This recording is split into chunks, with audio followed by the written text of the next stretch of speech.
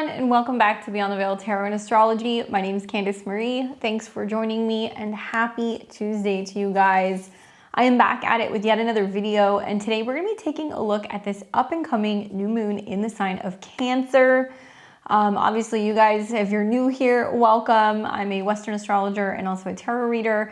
I like to use the Sabian symbols as well as tarot and astrology to make sense of what's going on in the cosmos. Hopefully this gives you guys some clear insight into how to navigate this new moon. And we're going to be doing a full breakdown. We're going to talk about all the aspects, the Sabian symbols, some of my recommendations and predictions for how this is going to play out, as well as insights for each and every one of the 12 rising signs. So stay tuned to the end so that way you guys can catch that. And also, if you guys are new here, please do subscribe to this channel. Click the bell button below so you can see more of my videos here on Tuesdays, Thursdays, Fridays, and Sundays. Don't forget to give me a thumbs up and consider hyping this video or sharing it on your socials. Drop me a comment and let me know, where is this new moon taking place in your chart? How are you guys feeling? And how are you managing the retrograde that's going to be happening? Because that's going to be a big piece of the puzzle with this new moon. Now, we're going to be seeing the new moon coming in, and that'll be taking place on July 14th, 2026, in the early morning hours. So I'm here Central Time. I'm in Texas, so it's going to be around 4:34 a.m. So that means it'll be closer to 2:43 a.m. Pacific and 5:43 a.m. Eastern. But I know we have people all over the world, so make sure you guys adjust your time zone so you can kind of see where this lunation is taking place based off of where you are. Well, I've got a lot to say about this one. Obviously, there's going to be a lot of different kind of layers to this. So we're going to go ahead and jump in and talk a little bit first about what a new moon is. Now, once a year, we see the new moon in Cancer. So the moon is returning back to its home sign. So I'm just going to say off the bat, that's going to add a little bit more potency, I think, to some of the aspects. And new moons are always times where there is this focus on new intention, okay? Cancer has this association with mothers, family, our home country, our emotions, and also our intuition. The moon literally rules Cancer, so it means that when the moon is here, it is dark and it's invisible. It's just the beginning of this new lunar phase for the better part of like the next month. Now, that means it's also operating at full strength. It's in its own sign and it's not going to be diluted. And this moon deals with obviously family, maybe the people that you feel kind of connected to, the rooms that you keep coming back to in terms of your memory. And it's not a moon that wants you to announce anything really loud to the world. Because we're going to see Mercury retrograde in the same sign in a really close conjunction to Mercury at the time of the new moon, it's really asking us to kind of reflect, go inward, and focus on planting something true, even though it may not necessarily be something that's arriving yet. Now, we'll see a new moon kind of play out over about 2 to 4 weeks, but the truth is that this is a part of a cycle that's going to be unfolding between now and Capricorn season later this year. So this will become a full moon, and we'll definitely take a peek at that. But new moons always happen when the sun and the moon are in conjunction. So it represents that seed that's being planted, and it's sitting at the exact same degree. So this is where it pays to know your chart. Pull out your chart, take a look. Which house is Cancer for you? If you happen to be a Cancer sun, moon, or rising, especially if you have anything between 20 and 22 degrees of Cancer, personal planet, maybe a node or an angle, this will definitely be impacting you, as well as, I would say, my cardinal signs. If you have anything 20 to 22 degrees, Aries, Libra, and Capricorn, you're going to be feeling the effects of this as well. Now, because of this alignment, it basically means that the side of the moon that's facing us is completely dark and it's kind of invisible in the sky. So astrologically, it marks the beginning of this new lunar cycle, and it's kind of seen as a fresh start or a blank page. New moons are traditionally the best time to plant intentions rather than taking big public action, since the energy is early and it's just beginning to build rather than being at full strength. Now, whatever sign the new moon falls in is going to kind of color the type of themes that are going to be coming in, and which house it falls in your personal chart is going to show you where you're getting this fresh start and where it's going to be kind of manifesting in your life. But specifically with Cancer, I would say that, in astrology, when planets are in the sign that it rules, It basically means that it's in its domicile. So it means that it's operating at full strength. It's at ease, and we see nothing that's kind of diluting or straining the natural expression. So therefore, a new moon that's in Cancer is kind of doubly itself. We've got the moon in the sign that it governs, and it's at the exact same phase that it belongs to, this new moon phase that's going to be starting. And I really feel like there's no other placement in the zodiac where the moon is going to really feel this truly empowered. But practically, a new moon in Cancer is going to hit differently than a new moon, I think, in any other sign.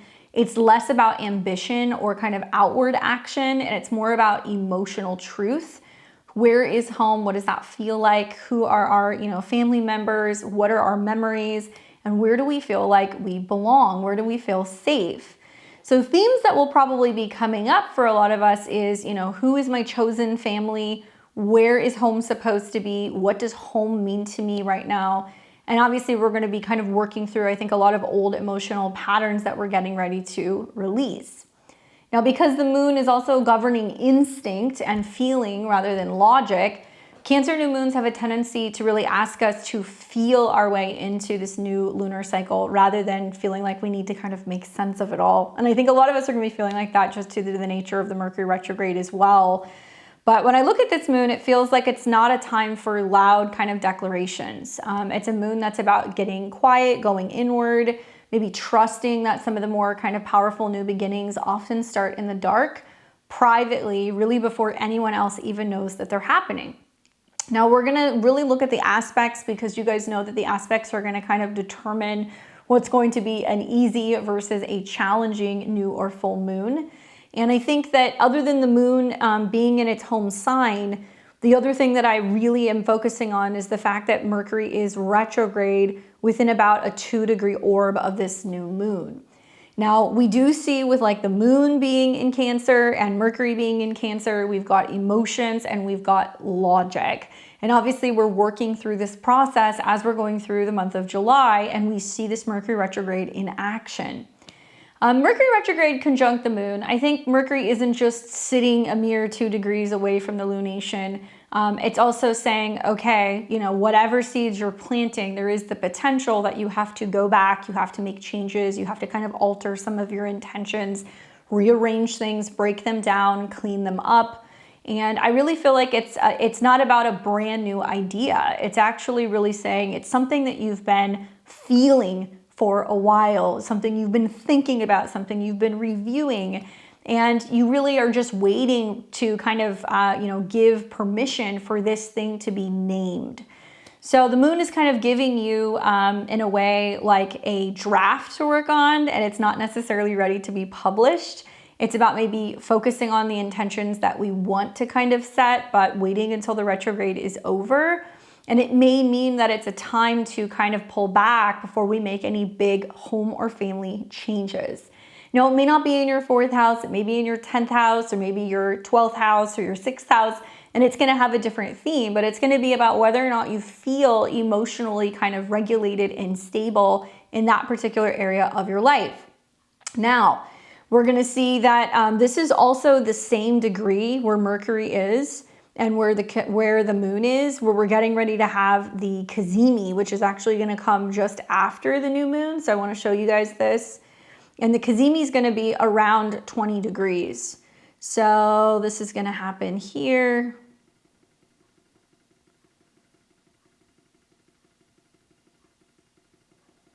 Come on. I take that back, give me 1 second. So we're going to be looking at the Cazimi. So let me pull that up here so that way we can get the exact date. Okay, there we go. All right, so the Cazimi is gonna be on the 12th. I take that back. So it's gonna be 2 days before we see this particular new moon. That's gonna be right around the same degree. So if we use degree theory, we're gonna be looking at 20, but if we read the Sabian symbol, which we're gonna look at today, it's gonna be happening at 21. So 2 days before we see this new moon, it looks like there is going to be a profound shift, or there is going to be a change. Maybe we're going to have like an aha moment, or we're going to have a breakthrough and like a realization about what needs to transform, okay? Because it's going to be at 20. This is a Scorpio degree. So I would be watching what's happening pretty much from the 12th through the 14th, because we're going to have mutual reception between the moon and Gemini, which is about communication, writing, making notes, learning, traveling, and Mercury, which is going to be about how we are kind of retrograding back, tracing our steps and trying to figure out how to better arrange a home situation, a family situation, planning travel. And also potentially it's going to be shining a light on how we need to reflect on, you know, our emotions before we set these new intentions. Okay, so that's going to start around the 12th. But the new moon, so let's go back, is going to be here on the 14th. And we've got Mercury retrograde that's in the same sign. We've also got, I think, something else that's worth kind of mentioning is that we have a Venus square Uranus. Okay, let me get rid of this. Sorry, guys. So with Venus square Uranus, there's going to be some tension that's going to be going on in the skies, especially in regards to relationships, right? Venus, love, money, all that stuff. And it's going to be within about a 1-degree orb with this square. So with Venus in Virgo, which had just recently come into conjunction with the South Node, we're already feeling like we're shaking out bad habits, bad patterns. Maybe we are fine-tuning, you know, our jobs, our health habits, anything that's kind of connected to our relationship with our careers or with work. And now it comes into a square with Uranus, which is kind of like anything goes. So with this square, it's adding, I think, like a layer of a real kind of relational kind of tremor. And it really kind of says under the surface of what would be an otherwise kind of soft, you know, internal moon, I think a lot of us are going to be expecting the unexpected when it comes to feedback, potentially in close relationships. Maybe a sudden shift in what we value, or maybe just a quiet kind of craving for more space than usual. And I read this kind of like as more, you know, informative. It's not a warning. Not everybody's going to have relational issues. Gemini is associated with how we think, how we communicate, how we text, what we write, what we say. It also deals with our relationships to siblings, our community, and our local environment. While Gemini and Virgo are both mutable signs, Virgo is going to be more dealing with where we need to kind of roll up our sleeves and we need to do some heavy lifting, or we need to kind of clean up our relationship habits. It may also be touching on our relationship to family versus work, or, you know, productivity versus kind of travel, and the need to kind of reorient ourselves because Mercury is influencing Mars and Uranus as well as Venus when it comes to our home base. Now, we are in the midst of starting to see all of these planets get ready to sync up, these outer planets, and hitting 4 degrees. So we've got Pluto at 4 retrograde Aquarius, Neptune at 4 retrograde Aries, Uranus at 4, you know, Gemini, and then we've got Jupiter that's about to hit that 4 as well. So we see this grand kind of bisextile that's happening in the sky, that's formulated through an opposition with Jupiter and Pluto, and then 2 supporting sextiles from Neptune as well as Uranus. I think the Pluto-Jupiter opposition is going to be quite loud. And if you guys look at all of the new and full moons in the month of July, you're going to see that they're quite intense, right? I mean, we're just kind of coming off of this full moon that we had in Capricorn, which was square Saturn. We've got this one that's also within a 7-degree orb of squaring Saturn. And then as we get to the end of July, we're going to have a new moon, a full moon that's going to be in Aquarius conjunct Pluto in opposition to the Sun conjunct Jupiter. So to me, the lunar cycles in July actually feel quite significant. And I think that's really tied to the Mercury retrograde of really getting our emotions in order, figuring out some of our kind of domestic needs before we start kind of orchestrating some much bigger change. Now, Jupiter has moved into, at this point, obviously Leo. So we actually see that taking place on June 30th, and it's squaring off against Pluto retrograde in Aquarius. This is, I think, one of the more dominant energies in July. Obviously, this new moon kind of perfects right in the middle of this aspect that's taking place. And practically, I feel like there's the quiet inward seed that we're kind of planting on July 14th that's happening in the backdrop of a much bigger kind of, you know, structural kind of rearrangement that personally, we don't really feel like we have any control over. Power dynamics, issues with institutions, you know, developments with technology, kind of collective belief systems that are all shifting. And I think Jupiter here really wants to expand and perform when it's in Leo, and Pluto wants to kind of dismantle and it wants to transform things. So they're kind of staring each other down pretty much all month long. This new moon is also going to be in a square to Saturn. Mercury, even as it continues its retrograde, it's going to station around 16 degrees. Will still be within a 2-degree orb of a square to Saturn as well. So this is a storyline that kind of goes all the way back to June, when we started seeing the first Mercury-Saturn square, right as Mercury was going into, obviously, its shadow period in Cancer. And Aries is more the individual, so it's like, who am I in the midst of some of these changes that's happening with my family or with my roommates or potentially with my living situation? What is my identity separate of that from my family or from my roots or my stories, of where I come from? It could also represent the tension and the clash and the conflict that we generally see from Mars kind of energies with that square. That's saying there's what the individual wants and needs, which obviously is still getting kind of worked out with Saturn and Neptune in Aries. And then there is what we've always done in the past, right? What is emotionally kind of familiar to us, what we have a habit of emotionally, how we have a habit of emotionally responding to things. And so the hang up here is, I think there can be a lot of old stories connected to family karma. I have to, live in the same city that I've always lived in. I cannot, abandon my roots or my hometown, or I cannot leave this home, which I feel stuck in, or I cannot see my way through, some of the misunderstandings or miscommunications with family. So naturally, the square to Saturn means that individuals are going to feel like they're being challenged to kind of uproot themselves, throughout this Mercury retrograde, but also during the new moon. And the broader kind of backdrop is really, I think, also including, Uranus and Gemini that is building towards a trine with Pluto. So you're going to see that that's going to be happening in July as well. So it's only about a few minutes away from this trine. Uranus and Gemini is where things kind of pivot, and whether that's our mindset, how we get around, transportation, learning, media, and where this pivot is actually bringing up the opportunity to collectively, with Pluto and Aquarius, change and transform the trajectory of where we're kind of going, in the future. Just 4 days after this new moon is when you're going to see this trine. So what I'm getting at is that this new moon is not an isolated situation. It is very much kind of tied to what we've been working through really since the beginning of June. And I really think that, it's the quiet doorway before a much louder, much structurally kind of significant stretch kicks off for really the better part of the next year. I think on the world stage, when I look at some of these aspects, one thing that I think about is that, there's a spotlight that's going to be on home issues, right? So whether it's housing, this could be food security, family policies, domestic and kind of economic conditions, and also this feeling of national belonging narratives that I think are going to be coming up. And it doesn't really matter what country you're watching from.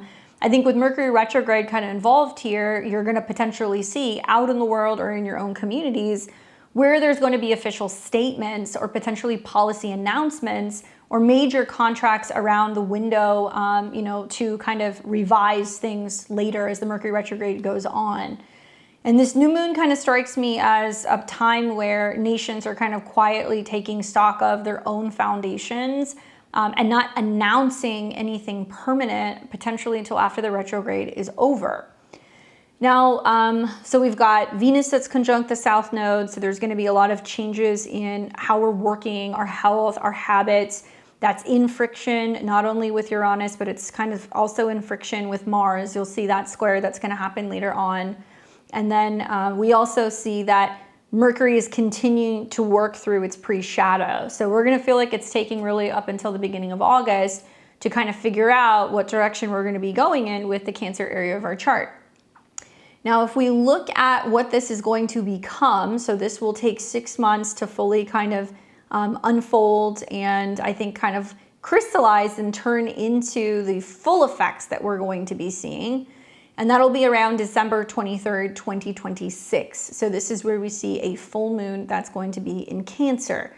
Now it'll be at 2, so it does say that there is more room for stability. So there is more room for feeling solid and connected to family, or maybe by then you have moved or you've relocated, changed something about your home, reconnected with family, that kind of stuff.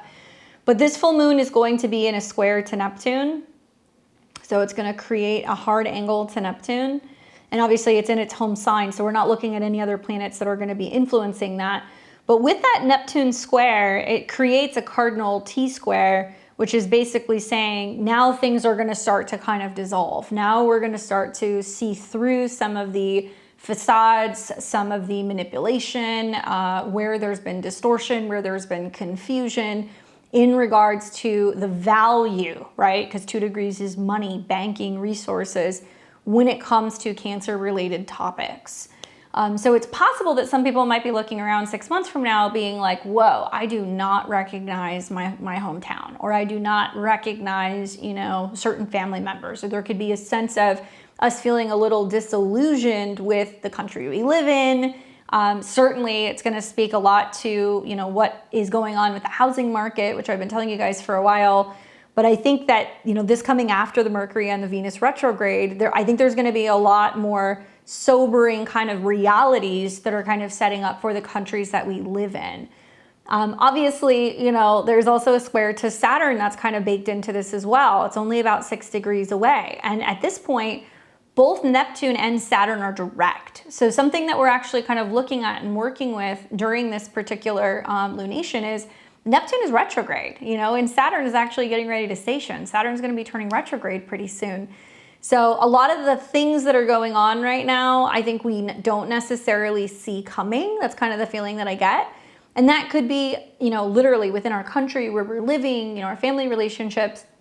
And the Mercury retrograde, I've seen for a lot of people have been making comments saying, it's been about me making peace with a family relationship. It's been about me forgiving, you know, somebody who I've been disconnected from, or, you know, I heard from a long lost relative, or now I'm learning, you know, to better kind of connect with my community or potentially even my neighborhood. And that's the influence that we kind of see, I think, with Mercury influencing both Mars as well as Uranus.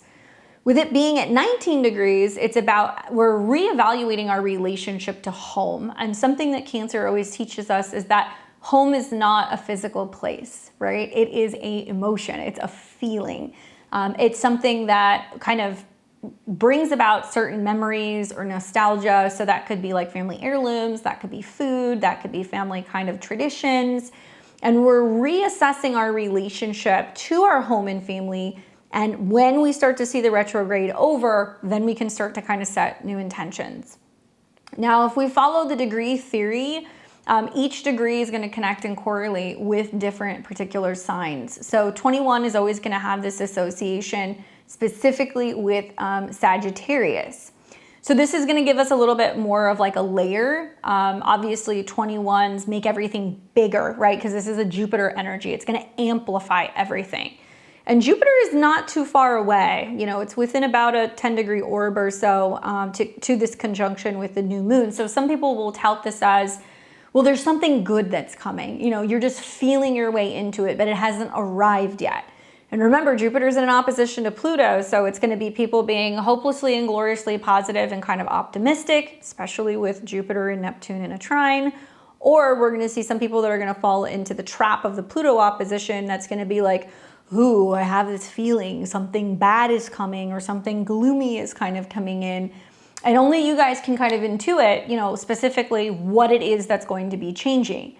I would say, you know, with this Sagittarius kind of like undertone, for me, the first thing that came to mind was, you know, okay, we've got 21 degrees and this is associated with Jupiter and Jupiter is in Leo. I was like, oh, it's like, you know, the degree of the philosopher king. And it's really about somebody who's like a seasoned traveler whose broad life experience has kind of crystallized into a worldview that's worth sharing. So I think that there can be sometimes this kind of naive, kind of wide-eyed faith that comes with Sagittarius energy. It does mean that it's going to test us and it has to be refined through the retrograde before we earn something. And what this tells me about the new moon is that whatever intention we're planting, like I said, it's not fresh, Mercury retrograde. It's about something that has been untested and it's kind of connected to your hope or your philosophy about where you're living.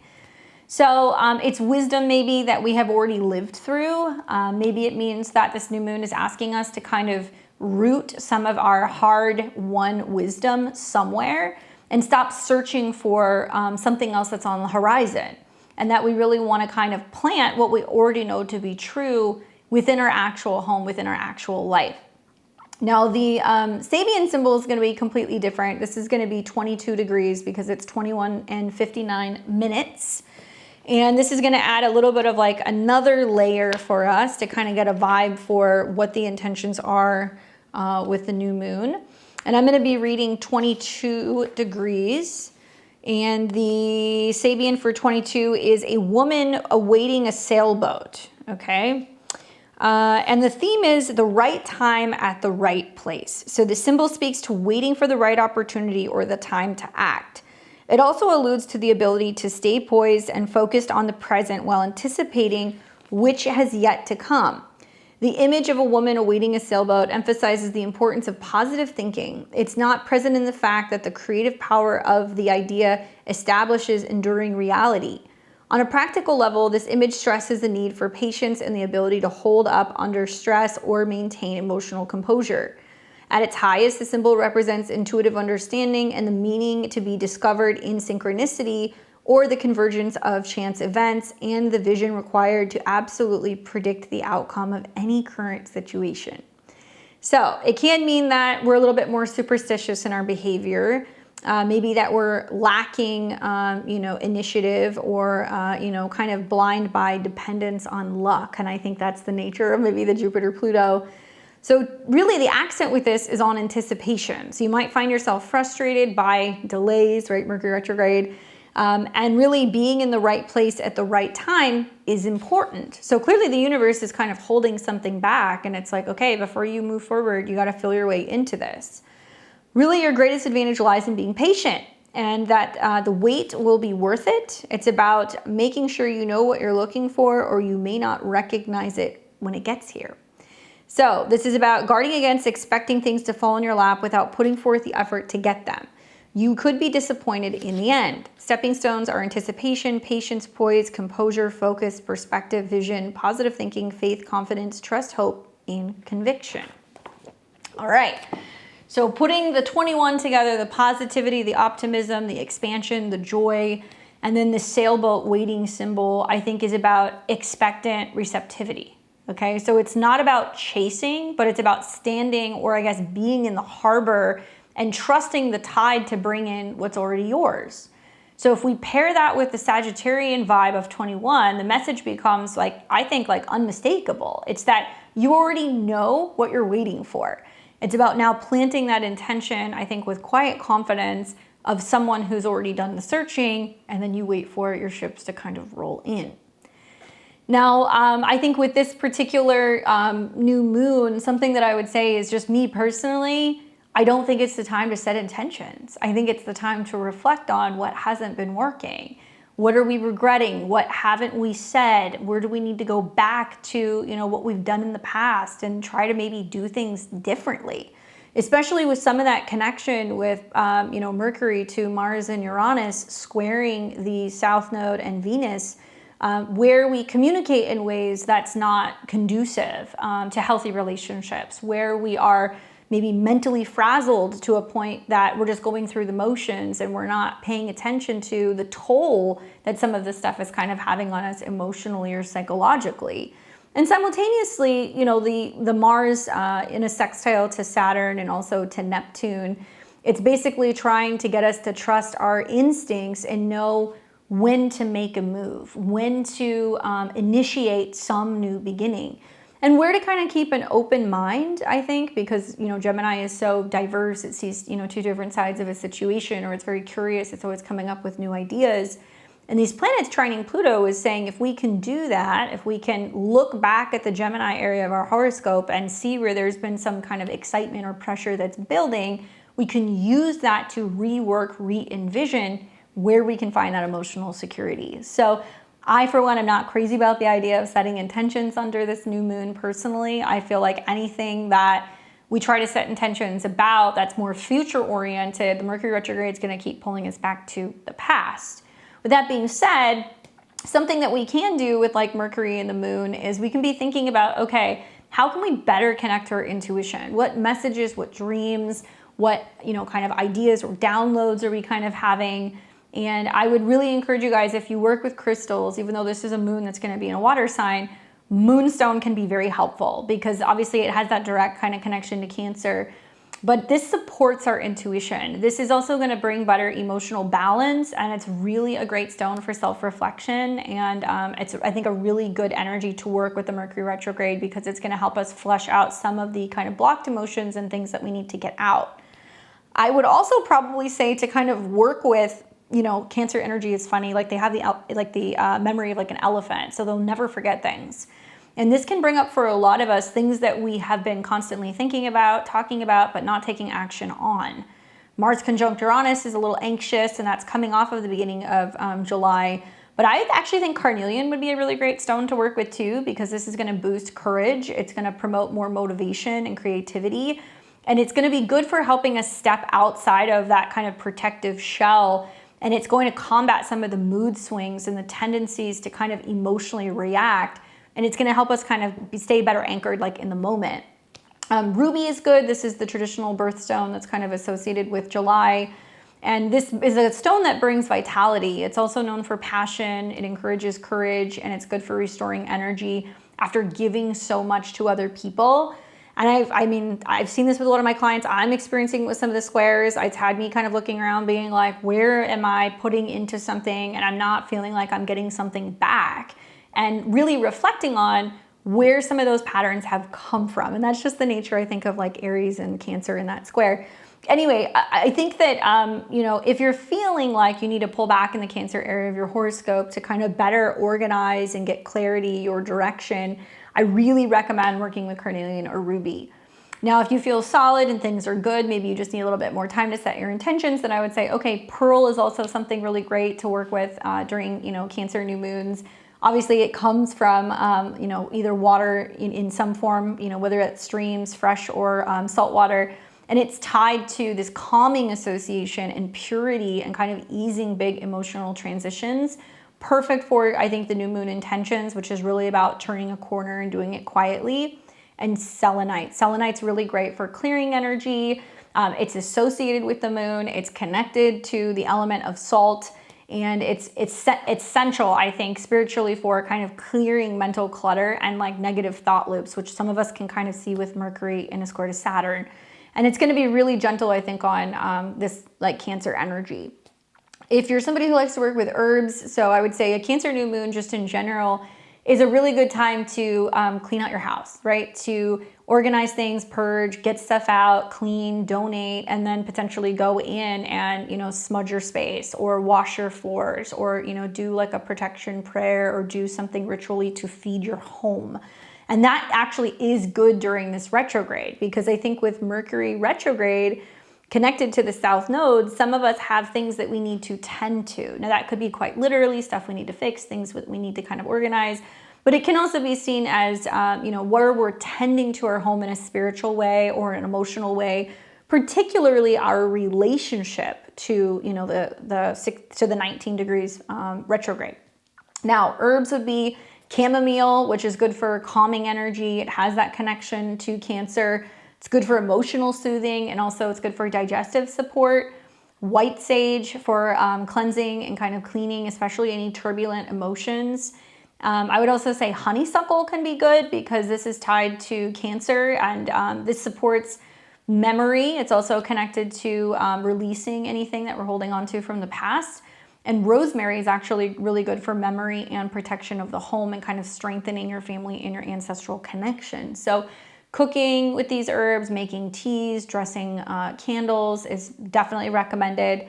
And if you want to work with essential oils, I really like working with jasmine whenever there's like a new or a full moon in Cancer, because it supports healthy emotional independence, and it really balances out Cancer's tendency to be overly attached to things.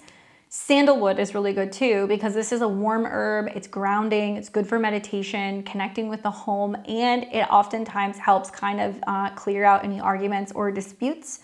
But lavender for calm and emotional regulation, Frankincense is good for promoting emotional healing, and myrrh is also very good for grounding and supporting old emotional wounds. So whether you want to burn that on a charcoal disc, if you want to put that in a essential oil diffuser, if you want to, get a plug-in or have a candle that's scented like that, definitely recommended. But the way that I'm going to go about doing this is I decided I'm not going to set any intentions personally because I want to see what comes up during the Mercury retrograde. However, I was thinking about the Sabian symbol and like the sailboat. And since it has that image of a young woman waiting for a sailboat, I was like, this would be a really wonderful new moon to sit down and write a letter to my future self describing the thing that I'm quietly waiting for, but not chasing it. So I thought it would be a good idea maybe to like take out a piece of paper, and a moonstone, and then write the letter, burn a little bit of incense, and then wrap it up and hold on to it until this becomes a full moon, at the end of this year in December. Because this would be a ritual that's about protecting something that we are receptive to receiving and kind of trusting that it's going to come in rather than feeling like I have to, row myself after it. This can also be a good time to really focus on grounding, right? Because we can feel a little ungrounded. We can feel a little bit more moody when we have this many planets in Cancer. And I think that it's a good time to be planting an intention without releasing it into the world yet. So it could be as simple as, you have a notebook, you're making a note of all the things that you're noticing about the Mercury retrograde, what's breaking down, what's not working, what needs to change. And then instead of releasing it, right, whether that's putting it under a candle or burning it, I would say put it in a pot, or put it under a pot and then plant a seed and leave it outside. It can also be a time where, this intention can help you stay rooted in the present rather than be focused on the past, and then allowing this to kind of, slowly kind of quietly grow. And then you can potentially add to that list, or you can, kind of act on it after Mercury goes direct around July 23rd. Definitely love this for a bath. I mean, it could be super simple doing a ritual bath or cleansing your floors. I will probably be doing that during the time of the new moon. The fourth house doesn't just have connection to family. It's about your physical home. It's about your doorways. It's also going to be connected to the spirit of your home. So I would love to take hot water, some fresh lemon, maybe some essential oils, a little bit of Florida water, and a pinch or a handful of sea salt. Mix it together. You kind of set the intentions with the water, pray over it, and then mop the house, basically back all the way out to the front, opening all the doors, burning your incense, blasting everything out, and then resetting the vibes physically in the home. So it's going to depend on where you've got this in your chart. So we can talk about it a little bit in a second.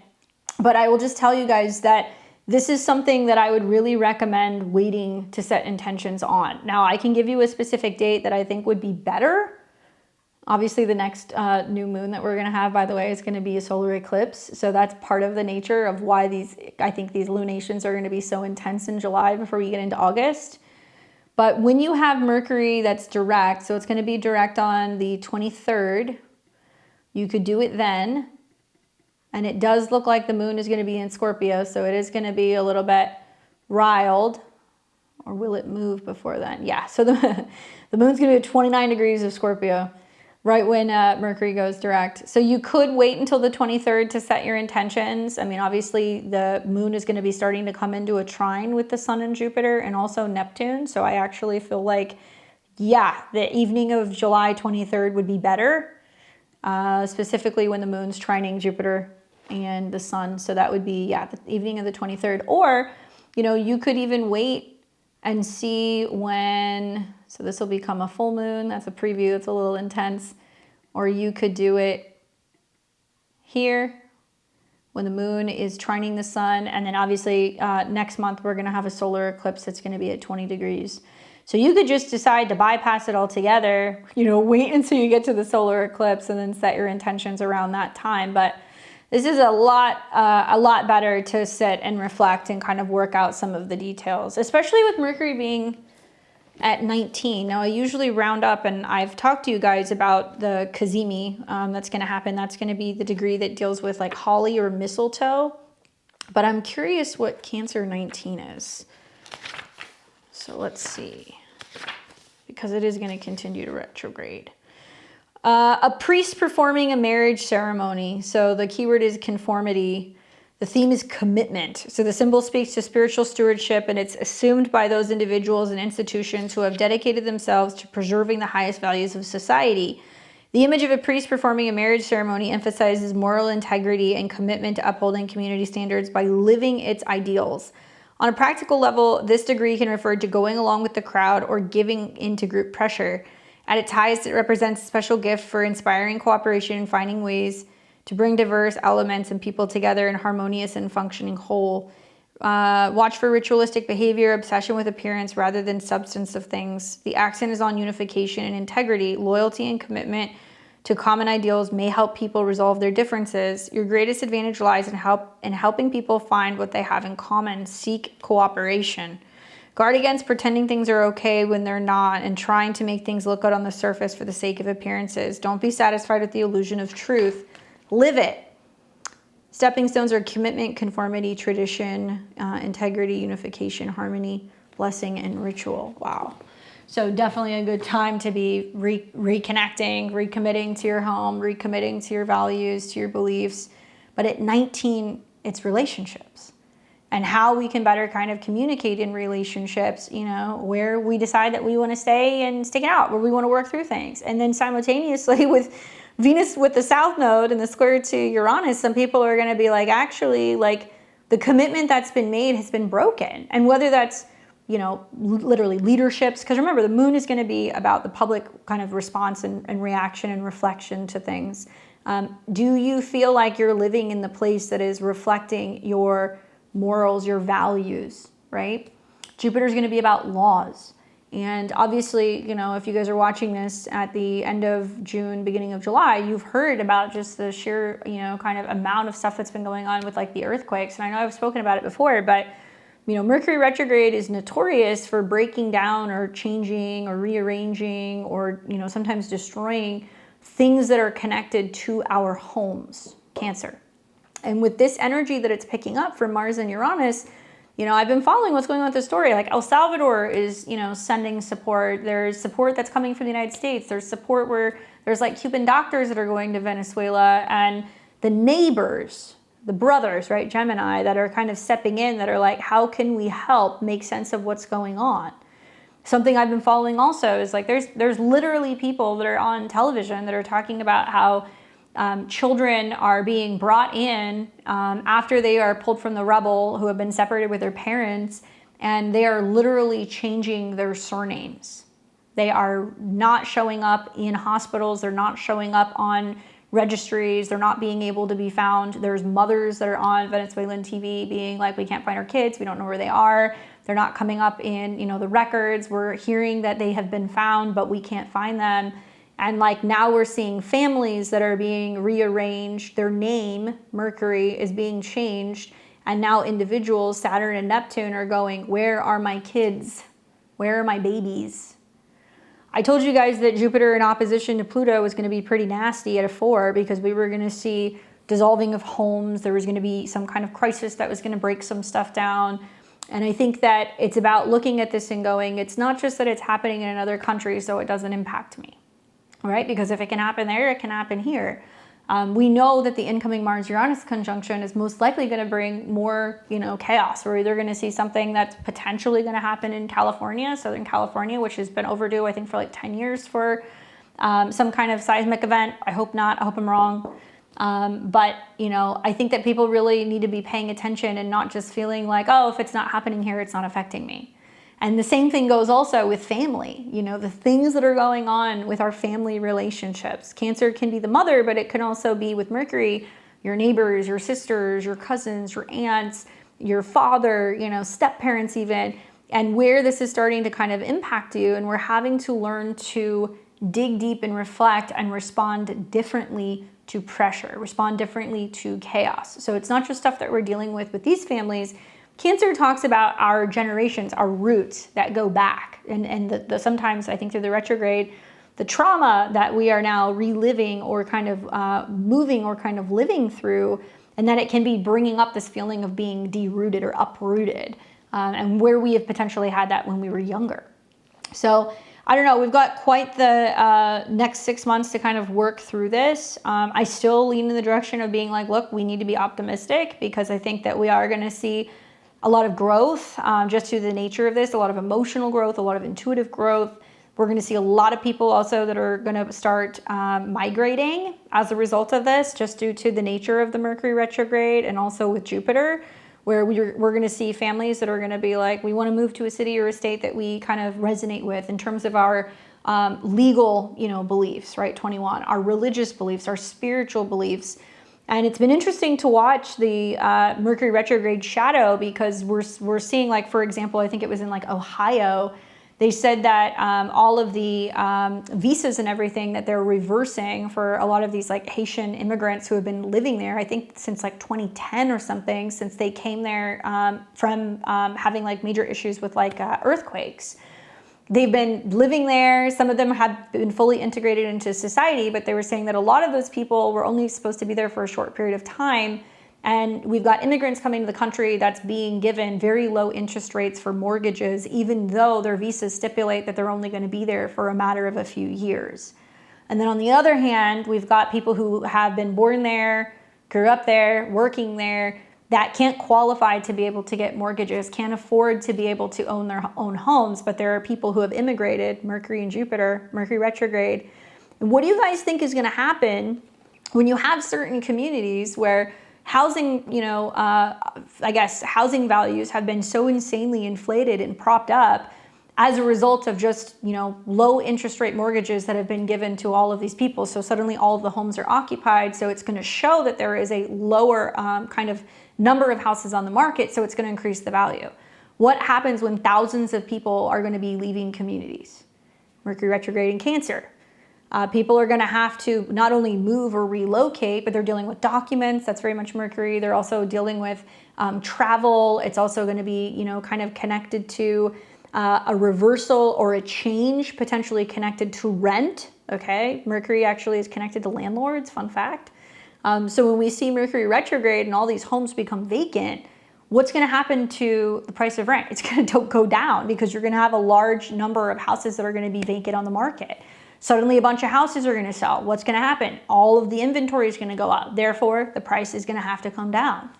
So this is telling me that there's about to be a whole reorientation, and almost like the spell, I think, at least here as an American, that a lot of us have been under, Saturn, Neptune, and Aries, that, I have to, own a home, or I have to have a family, or I, have to just continue to make myself small, right? Retrograde in Cancer.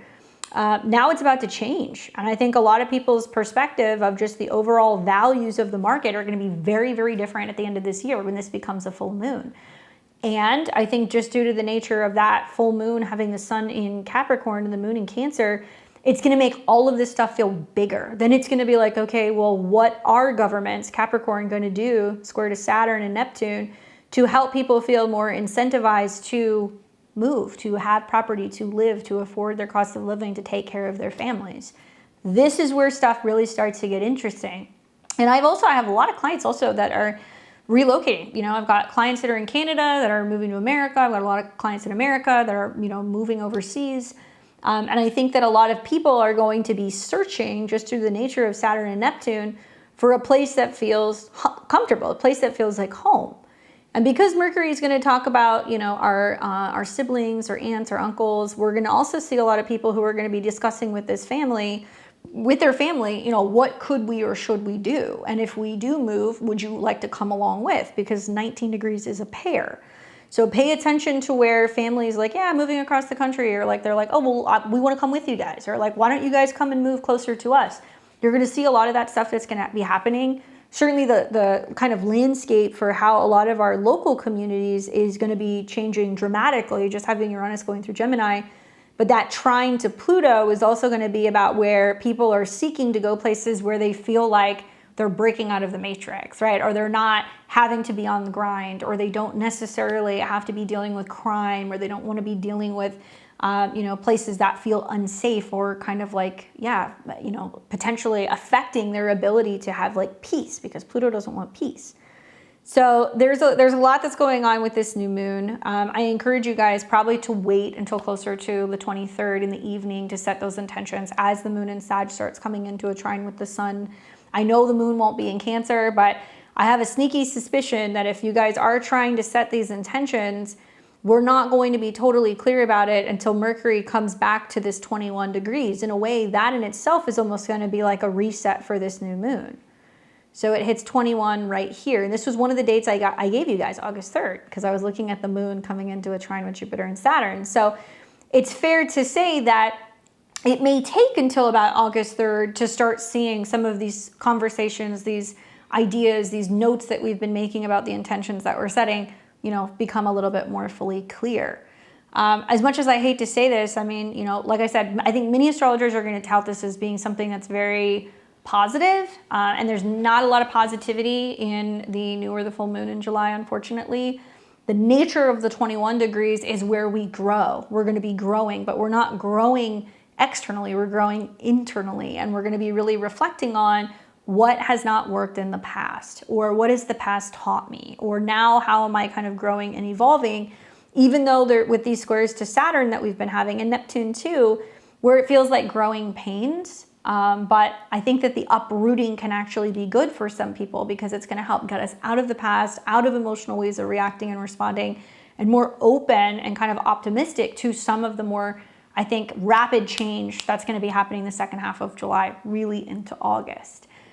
Give it about 2 to 4 weeks to see the effects of this particular lunation. I do want to show you guys where this is going to be happening for each and every one of the 12 rising signs. And as a reminder, I'm a Western astrologer. That's the kind of astrology that I like to practice. So I'm looking at this under the lens of the Western whole sign system. So let's pull that up. There we go. And I recommend listening to your rising sign because it's going to tell you exactly which house this particular new moon is going to be taking place in. I also think that because this is a lunation, actually I'm going to have to go back. Because this is a lunation, definitely listen to your moon sign as well, because it may give you a little bit of insight as to what you're going to be, you know, potentially kind of experiencing or what you're feeling emotionally. And your sun sign is helpful as well. If you are a Sabian, if you are a Placidus user and you're looking at this through the lens of that being 21 degrees for the new moon, I recommend looking at your chart and seeing which house this is going to be falling into, because it is a later degree. So listening to another rising sign can sometimes give you a little bit more insight, but anything 20 to 22 degrees of Cancer, sun, moon, or rising is going to be directly impacted, as well as the cardinal signs. If you happen to have anything like that in Cancer or in Scorpio or in Pisces, you're going to be seeing some of the effects as well, especially Pisces and Scorpio, because you guys are going to see the trines. So we're going to start first with talking to my Aries and my Aries risings about this new moon that's going to be in Cancer. So for you guys, you're going to see this taking place in your natal 4th house. And obviously, I'd really be paying attention, especially if you have anything around 20 to 22 degrees of Aries. You know, we could even say 13, 14, and 15 degrees of Aries, sun, moon, or rising. This is squaring Saturn in your sign, and this is an opening square, okay? So it works very similarly to like the first quarter moon, where we're being asked to now kind of overcome some challenge that's going on. Now, I think with the new moon being in your 4th house, obviously home, family, roots, these are the themes that are going to be coming up. Likely you're going to feel like a really strong pull to actually retreat right now. And I think with Jupiter in your 5th house, that's starting to form in opposition to Pluto in your 11th house, there is going to be this sense of you guys feeling a tension between your personal joy or maybe romance or your creative projects or even your kids and your wider kind of social circle, long-term goals, and that's kind of coming to a head. I think the positive is that Mars is influencing Mercury, and that's your chart ruler. I think that, you know, through that energy, there like is a sense of you having to say, okay, maybe change is a good thing, whether that's rearranging your apartment or if that's going to be moving to another side of town, or if you're contemplating moving back home. I know a lot of you guys are still either in boxes and you're kind of unboxing things, or you're contemplating where you're going to go. And you might kind of feel like you're still like on this adventure to kind of like figure out where home is. And there could be family members that are involved in that. There could be traveling that's going to be involved in that. And I would say if I were in Aries risings, I would just be planting the intention for the home that you actually want to build and really letting that bigger storyline kind of unfold, especially as you're getting into August. I think also just the nature of like Mars conjunct Uranus trining Pluto is like you're one of the signs that's more receptive to change, and you're transforming the way you connect, the way you communicate, also something about your friendships and your goals. And hopefully, you know, you guys are one of those people that is feeling like you're getting more comfortable with where you're living. And obviously, you know, a new moon here, if your goal is to buy a house in the next year, if it's to move, if it's to potentially reconnect with family, if it's to remodel a home, these may all be things that you're considering doing. And throughout the retrograde, there's a little bit of reorganizing, but I actually think that it's going to be pretty positive for you guys in the long term, as long as you're really focusing on more the feelings, not necessarily the location. So for my Aries and my Aries risings, what can we tell them about this new moon in Cancer? Okay, so we get the 8 of Coins. This means that you're willing to do the work, okay? So it could be literally like a laborious task, getting things in order when it comes to your family or when it comes to your home, working hard on things emotionally. So if you're grounded and you're like, Candace, I'm not moving, everything's solid, we're good, I would say, okay, great. And this is about really doing the work emotionally and trying to figure out how you can find the words to better express how you're feeling, and also shifting your mindset so you're kind of getting out of the past. Now, 8 of Coins also is about a task on hand that you have to perfect. So it's going to be time and time again. You're going to, you know, keep learning some of those lessons, keep repeating some of those tendencies, and reinforcing something that maybe you're thinking, you're writing, or you're saying to help you navigate some of the changing circumstances, either emotionally or with your home and family. But I think your hard work can definitely pay off. So hopefully it's a good new moon for you guys. Let me know how you're feeling and what happens. All right, for my Taurus and Taurus risings, you guys are going to be experiencing a new moon in Cancer in your natal 3rd house. To be honest with you, Cancer and Taurus are quite friendly. So especially if you have anything around 20 to 22 degrees, this is going to be sextiling you. So I think it's going to be pretty positive.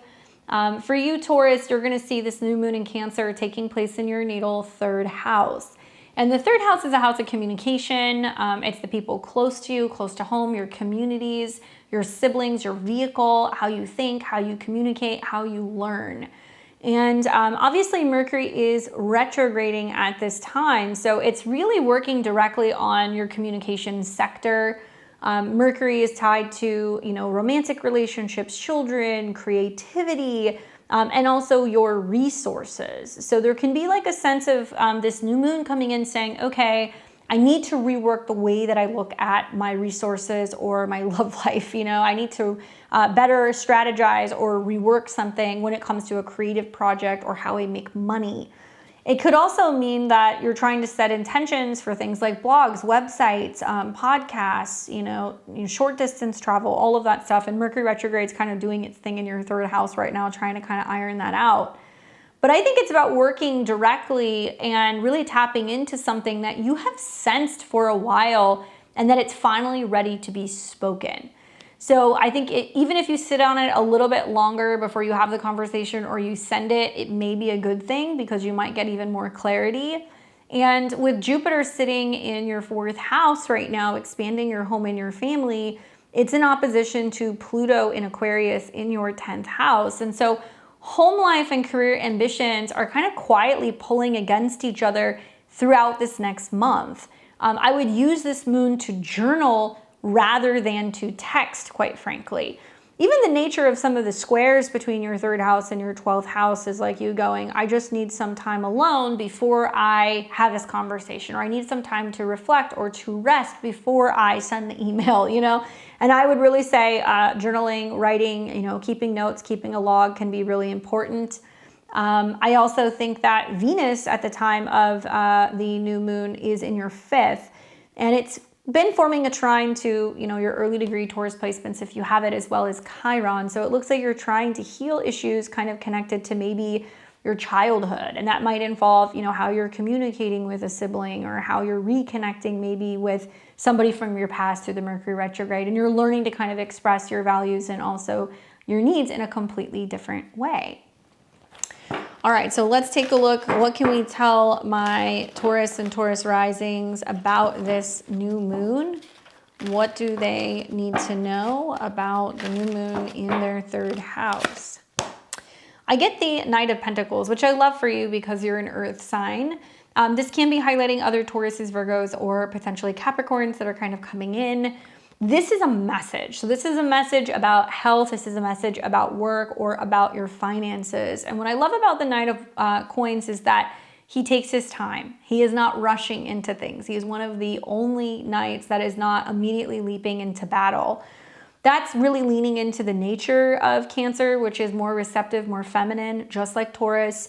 It's also really saying that before you sign, agree, buy, or make any moves like buying a car or signing a lease or maybe picking up a new gadget, that you're really reevaluating and reassessing, do I need this thing, right? Do I need to have this? Do I need to make this purchase? Or it could mean, is there a necessary conversation you've been putting on hold about your values and about your needs? And it could be more so emotional.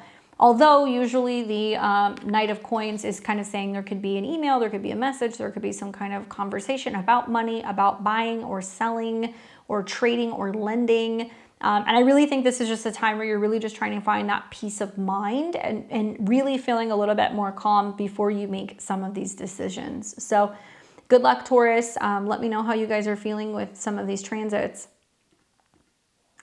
For Gemini, Gemini rising, you guys are going to be experiencing a new moon in Cancer in your natal second house. Now, this is once a year that you get an opportunity to hit reset when it comes to your money. Obviously, your values, your resources, your self-esteem, that's all the second house. It's about how you feel about what you own or possess. And I think with like Mercury, your chart ruler, being retrograde, this is definitely going to be impacting you guys because you could be in a situation where whether it's you or your home, you're realizing that situations are changing. And that's due to the nature of Mercury retrograde in your second. It can be about learning to be less emotionally attached to your money, not being as kind of impacted by things kind of ebbing and flowing. You might be having to make some financial decisions about either what you're buying, what you value, land, or where you're living. And that's connected to Mercury in your fourth house. I also think about just Uranus transiting your first house right now. So this period already feels quite electric for you. Obviously, Venus squaring, you know, Uranus in your sign, and obviously it's kind of in a square to Mars, is telling me that you might kind of feel like you're at odds between your drive, your independence, your needs, and that of family relationships. So as Mercury goes retrograde, it might mean that you're like, well, actually, you know, there is a pivot going on with how I relate to somebody at home, or maybe there's a relational conflict because we're not seeing eye to eye on financial matters. We don't value the same things. So I would be a little bit more cautious with this. Obviously, Jupiter in your third house also opposing Pluto is really kind of highlighting that. It really suggests that like a belief or a worldview is being challenged by something that you're learning or you're hearing locally. I'd be focused on planting seeds connected to security and setting intentions quietly, maybe away from some of that noise. Obviously, be very mindful with the Mercury retrograde, as I've told you guys, you know, if there's not something you have to buy, hold off. You're going to notice that there's going to be a fluctuation with finances. For some of you guys, you've been waiting for money to come in. The Mercury retrograde might bring that. For others, it could actually materialize as, you know, you being in a situation where your finances are changing through the retrograde and you're kind of pivoting a little bit. I also just think that if you guys are leaning into really focusing on not being so emotionally tied to your resources, it's going to be beneficial. And leaning into Mars and Uranus trining Pluto, where you're like, well, you know, do I necessarily need to own a home or maybe be paying rent every month when it looks like you would much rather be traveling or maybe contemplating a relocation? And some of these conversations or decisions may not set well with other people that are potentially in your family, where traveling is kind of making certain relatives feel kind of like, ooh, like when is she ever going to come home, or when are they ever going to kind of settle down? So be mindful of some of those family dynamics that could potentially come up. Nevertheless, set your intentions in regards to finances and abundance and what you can rework to feel a little bit more secure when it comes to your financial situation. All right, so for my Geminis and Gemini risings, what do they need to know about this new moon in Cancer? I love it. Strength card. So it's automatically pointing to August, okay? So this is the card that deals with August. And as you guys know, I've said it goes all the way up until about August 3rd or so, where we're going to start to see this stuff clear out. The Strength card is about not holding on to something, not trying to make something happen. It's about letting something come to you. Beautiful card, strong association, I think, with, you know, the woman waiting for her sailboat.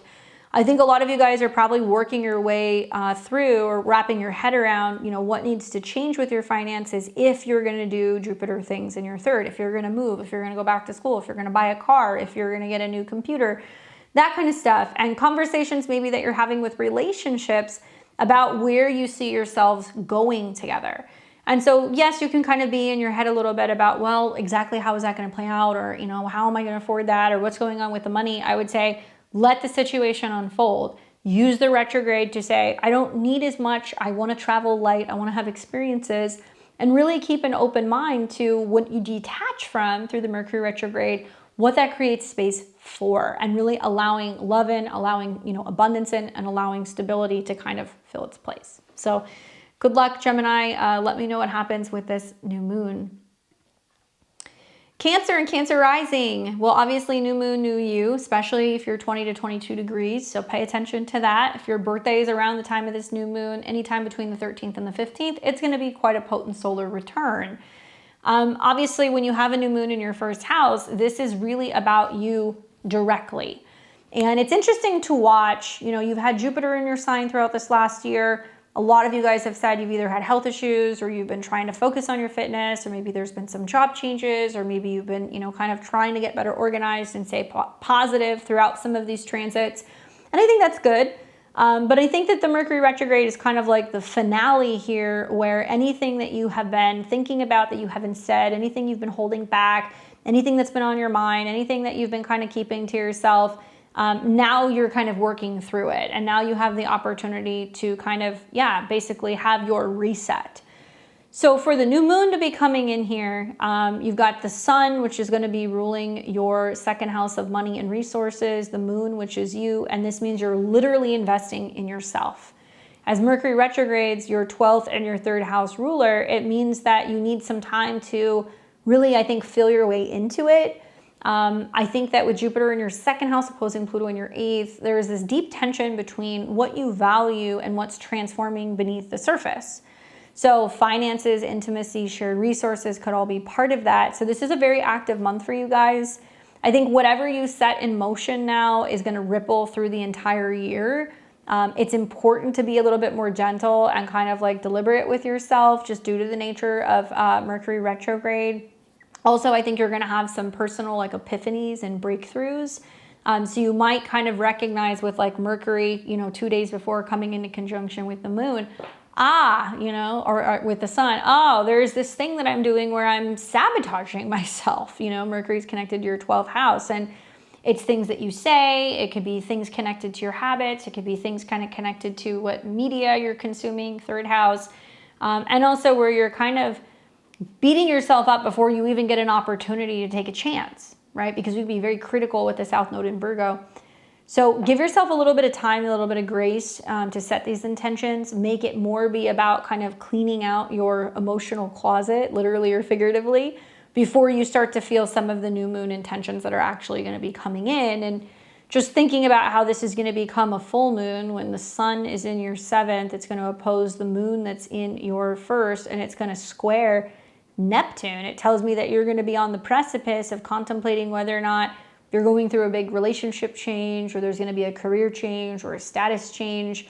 And over the last month or so, a lot of you guys have seen through Mercury square Saturn where you're either dissatisfied or you're feeling agitated because you're delayed moving forward with something professionally. Okay, going back to the boat, right?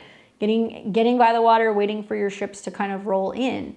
The change starts with you, and it's a change, I think, that's directly connected to releasing any stress and anxiety, maybe doing some breath work, and also trying to stay optimistic about what's going to be kind of changing, especially when it comes to your financial situation and know that it's going to take time to start to see everything really kind of unfold professionally. So let's see what we can tell my Cancer and Cancer risings about this new moon in their first house, in their sign. What do they need to know about this period? Okay, great. Well, probably one of the better cards that you could have pulled. We get the Ten of Coins. And this is about being rich or being wealthy, but I think in a state of knowing your worth. Love that with the sun and moon in conjunction. You know, maybe this means that you have a breakout idea and you're like, actually, I'm going to be working for myself, you know, or I'm going to be investing in something that's going to have some kind of long-term return. And I would say, well, the investment starts first with you, right? New moon in the first house. Long-term financial planning, career success, you know, maybe trying to figure out a workaround so that way, you know, if you're not seeing some of the, you know, developments that are going to be happening for you professionally off the bat, other ways that you can go about working or making money. So I think some of you guys are actually coming up with some great long-term plans, but at the end of the day, your success is going to be determined based off of the belief that you have in yourself. So really pay attention to the retrograde and also the Cazimi, because I think that's going to give you a bright idea to kind of find more financial stability in the future. Good luck, Cancer. Interesting reading for you. All right, for my Leos and Leo risings, you guys have a new moon in Cancer in your natal 12th house. This is going to be a house that's about reflecting, spirituality, private time, you know, sleep. And obviously this is your blind spot, okay? So having had a Mercury retrograde here already, there's a sense of kind of being in your head a little bit. And you're ruled by the sun. So when the sun and the moon come together, it means you and also your private healing or kind of your bedroom or your spiritual spaces or sometimes your self-sabotaging kind of tendencies are definitely getting highlighted. Leo, you know, next month you're going to have a solar eclipse in your sign. And by then, you're not really going to get a lot of a so-called break, okay? You'll see this in August. So this is the last lunation while you're kind of in your cocoon phase before you become a butterfly. And the 12th house is really about what's hidden. So the connection to Mercury is what's hidden about your social connections, your friends, or your goals. What's hidden about your resources, your sense of stability, your sense of confidence. Where are you rebuilding something physically or financially? Where are you reassessing or reevaluating what your goals are through the Mercury retrograde? Now, I think that this is really interesting because it's an invitation to withdraw a little bit just before later in July when Jupiter opposes Pluto, where you're growing, thriving, succeeding, but it is bringing up some growing pains, some tension, some power dynamics in relationships of some sort. And I think for a lot of you guys, it's asking you to really take a second and reevaluate what it is that you want before you go off and you make some of these relational changes, or before you know, Jupiter is connected to your 5th house, so it could be about pregnancy, it could be about children, it could be about creativity, where you start seeing a little bit of like the intensity with the dynamic with other people. This is also asking you to really think about what you're getting ready to share about yourself, or what you're ready to kind of share publicly. And I think with Pluto opposing from your 7th house, a relationship might be, you know, mirroring you, might be the mirror that's kind of forcing you to do some inner work. And it can be kind of coming up to the surface now. And I would say sit with it, let it happen. This is a time where you can be a lot more emotional, a lot more tapped into. Like the Mercury retrograde in your 12th could bring a really prominent dream, or it could be the conclusion of a friendship or the conclusion of, you know, a financial situation and kind of like a reset. Naturally, as you're getting ready to come into Leo season, whether you're a Leo, you know, rising or a Leo sun, this kind of acts like the clearing out before you have something brand new that kind of comes in. So let's ask the cards, what do we need to know for this new moon in Cancer in Leo's 12th house? What do they not see, right? 12th house is ancestors too. I would be like trying to connect with ancestors, trying to do meditations, asking for guidance, asking for signs. Mercury can be about signs and omens. Love this. You get the sun. So it's basically saying it's illuminating something. So it's going to be highlighting the fact that Mercury is connected to the South Node. What are you willing to give up to actually receive something that's going to be, I think, so much more fulfilling, so much more satisfying, can make you happier, right? This is the card that kind of comes after we see a bunch of like, you know, breakdown, where it's like, okay, I've overcome something, I have some kind of success. But probably with the new moon and the retrograde in the 12th house, is it can feel very emotionally overwhelming that yes, you have all this new stuff coming in, but it makes you long for what life used to be like, what it used to feel like with your family, with an old home, with like an old kind of dynamic maybe that you had with a friend. But it's saying good things are going to be coming in. If it's shining a light on what's kind of coming to a conclusion, this is positive because the universe is kind of clearing space and it's getting ready to bring everything in that, well, you've been asking for. So you'll especially start to see this as this is kind of setting up, you know, mid to the end of July. There's about to be a really positive trend for a lot of you guys, but I think that it's going to also require a little bit of adjustment in your relationships and also with your career, because of the aspects that Jupiter is making to Chiron and Pluto. So stay optimistic, good things are coming in. Highlight the things that need to come to a natural close. Good luck, Leo. All right, for Virgo and Virgo rising, you guys are going to do this new moon in Cancer. It'll happen in your natal 11th house. Mercury, your chart ruler, is very close by. So obviously 2 days prior on the 12th of July, you want to watch for that Mercury cazimi.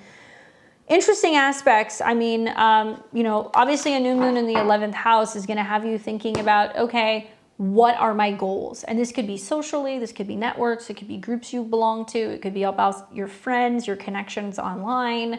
And it's also very much about your future goals, right? And Cancer could be about home and family. So it could be like, well, where do I want to live? Who do I want to be around? Who's a part of my kind of clique? And I'm looking at so many aspects that are tied to you. Mercury, which has been retrograde in your 11th house, or maybe you're reconnecting with old friends, or you're, you know, having separations from necessary groups, and that's been squaring Saturn. So it's really highlighting where, you know, some of these friendships may feel disconnected. They may feel dead in a way. And I'm also thinking about how Uranus in your career zone is squaring off with Venus in the South Node, where you could be like, man, I'm feeling like I'm very much going through some kind of identity changes. I am making shifts in how I show up for myself, how I look, you know, who I am, and a little bit of tension maybe between, you know, the ongoing excitement in your professional world, your career, you know, Gemini in the 10th, and what actually feels good or feels pleasurable to you. And you may feel like you need good friends that you can rely on, I think, during this particular new moon. Now, Jupiter is now in your 12th house. It's opposing Pluto in your 6th. And so this is bringing up, I think, private reflection is pulling you against the demands of your daily routine and also your work and your habits. I would only say, you know, don't force the hope into the group chat yet, right? Let yourself feel some of these things first. Let those who are meant to support you, be friends with you, collaborate with you, naturally come back to you. Now you do have to open the door though. So you have to let people know, I'm available, I'm around. You know, you have to pick up the phone and respond to some of those texts. But I think what a wonderful time if you have been wanting to reconnect with people and feel like you're finding like your tribe and you're kind of getting outside of your comfort zone. So let's see what we can tell my Virgo and Virgo risings about this particular new moon in Cancer in their 11th house. You get the 10 of Swords. So the sun is connecting to your 12th house of what's hidden, subconscious, hidden enemies, and it's connecting to the moon with Mercury retrograde. So you may feel like there is a necessary ending that's going to happen with a friendship. It may feel, unfortunately, you know, the 10 of Swords can be where you feel like you've been stabbed in the back, or you've been, you know, deceived, or there's somebody that wasn't there for you, or there's some sense of disappointment. And maybe that comes up for you through the cazimi. Maybe you're like, wow, you know, I'm going through something. I thought my friend was going to be there, and like they're not really there for me. And it's that moment where you're like, okay, you know what? Like the karma is complete here. I can kind of release this. And if it's time for me to kind of get back out there and find family, friends that feel like family, that feel like soul tribe, and obviously dealing with some of the grief of potentially having to let someone go. Now, 10 of Swords can also mean you've reevaluated your goals and you're like, the things that I used to value, I don't value anymore. And it's out with the old and with the new, and having to really kind of complete that cycle. So lots of change in your life between your career, your relationships, and who you are as a person. I want to make sure that you guys have people in your corner that are going to be supporting you through all of these seasons. And if they're not, it's time to kick a few people to the curb. Good luck to my Virgo and Virgo risings. Not surprised by that reading whatsoever. All right, we've got Libra and Libra rising. What's up, Libra? You're going to be doing this new moon in Cancer in your natal 10th house of career, your professional status, your reputation, your visibility. Obviously, if you have anything 20 to 22 degrees of Libra, sun, moon, or rising, this will be squaring you, okay? So that basically means that from the 10th house, which is the nature of Saturn, it is kind of beaming down on you a little bit, Libra. And obviously, you know, a lot of you guys are also going through a Saturn or a Neptune opposition at the same time. So I'm really focusing on maybe like the, 15, I would say, to 22 degrees, Libra, sun, moon, and rising. You're kind of feeling this T-square where, Mercury and the new moon in your 10th house are kind of saying, okay, something is getting reworked about your professional standing.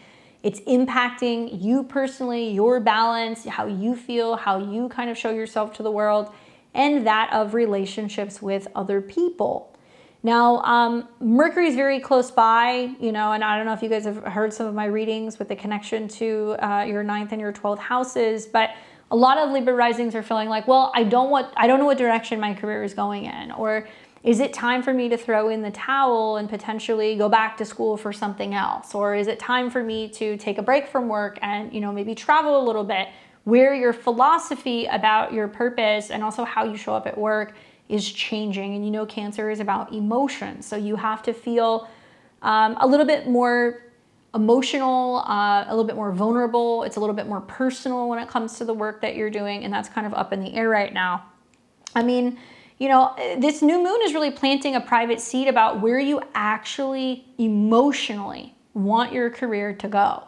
So with Jupiter in your 11th house right now, forming an opposition to Pluto right around the time of this full moon, a new moon, excuse me, it tells me that there is this tension, and there's tension between maybe your community, your groups, what you give people, and future-facing goals about your, maybe personal, creative, or romantic life is coming to a head.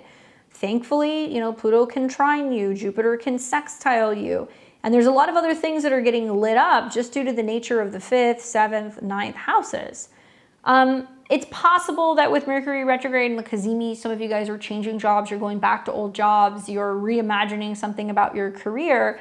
And I really feel like for you guys, you want to use the new moon to really choose what you're actually building towards. One of the nature of Mercury, because it's connected to the South Node, is about closure. Is it healthy to work this way? Is this schedule working for me? Are there health issues that are coming up that's inhibiting me? Am I going to school, which is delaying maybe, getting a job?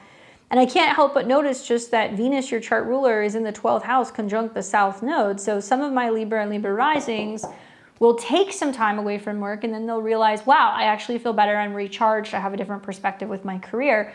While others are either going to be traveling or they're going to be dealing with some health-related issues that's going to pull them away from work. And it's not necessarily a bad thing, but go and look at what's going to happen closer to the 23rd. When the Mercury retrograde is over, Mercury is still squaring Saturn. So a lot of it has been, well, I can't get on well with a business partner, or I'm trying to kind of leave one position to go into another company. I'm not getting along well. Even in relationships, Saturn and Neptune in your 7th house can be saying that relationship stress, relationship problems can be directly influencing what's kind of changing with your career. But if you're looking for a new job, you want a promotion, anything like that, this new moon is seeding that. Certainly not a good time to launch new businesses. I would actually wait. I think that's better kind of doing it closer into August when you're having some of the eclipses. And it's time to kind of rewrite how you feel about how you show up in the world. All right, so let's take a look and see what the cards say. What do you need to know about this new moon in your 10th house? And you get the Magician. This is more, I think, kind of connected to Neptune. And so we're going to make lemonade here. Jupiter is illuminating your 11th house. We're like, Libra, you're going to be a hot commodity. There's more opportunities for partnerships, for community connections, for making new friends, joining groups and starting groups. And it's trining Neptune in your 7th. So if you're longing for a relationship and you're not in a relationship, or you're single, or maybe you can't find what you're looking for, or your partner's going through some stuff, it is saying this is really good for you to start thinking about who you can connect and collaborate with in a social way. And that could change a lot of your perspective. This is also as above, so below. And so Mercury is kind of tied to the Magician. I mean, he's got all of the different elements that he can kind of work with. He can go into different worlds and kind of come in and out. And I think the Mercury retrograde is you looking at things going, what can I reimagine? What can I change? What can I transform? And how can I shift my mindset so that the emotions can actually follow?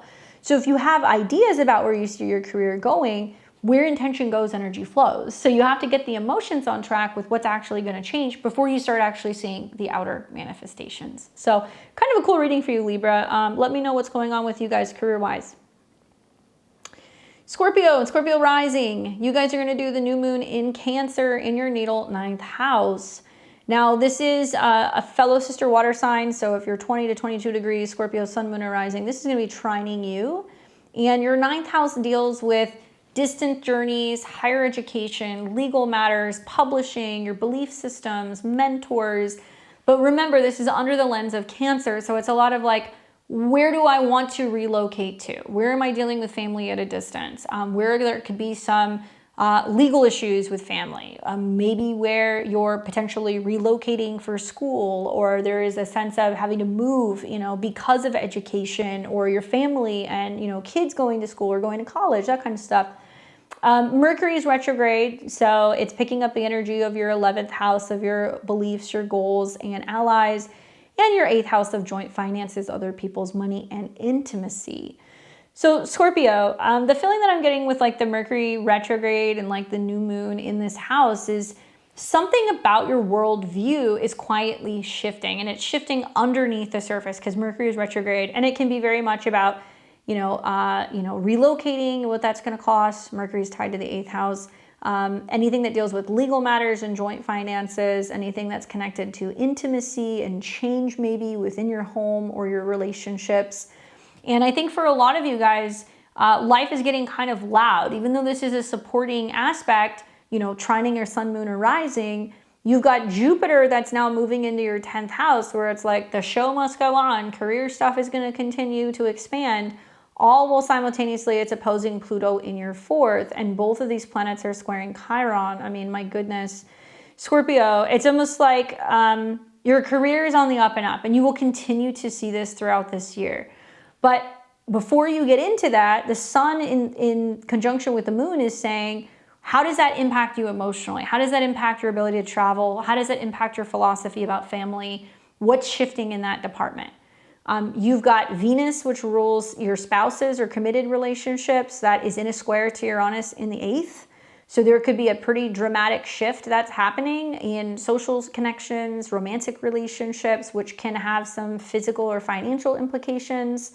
And you've also got this Jupiter-Pluto opposition. Scorpio risings are really going to be feeling the heat in July. It's like there are some things inevitably that are just going to change, and change can be good, but it looks like it's going to have quite an impact or effect on you, either psychologically or in terms of your finances.